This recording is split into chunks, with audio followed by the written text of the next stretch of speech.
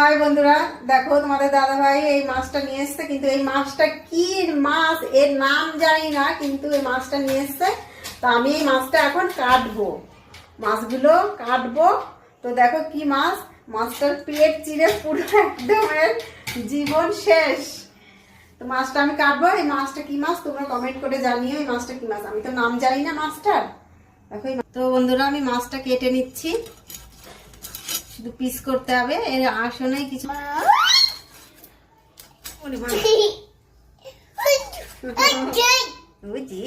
দেখো আমার বাবু কেমন করে। মাছগুলো আমি দেখো কাটা হয়ে গেছে, ধুয়ে তুলে নিচ্ছি। ধুয়ে নিয়েছি, তা কত সুন্দর দেখাচ্ছে। তো তো মাছগুলো দেখো ধোয়া কাটা বাছা হয়ে গেছে।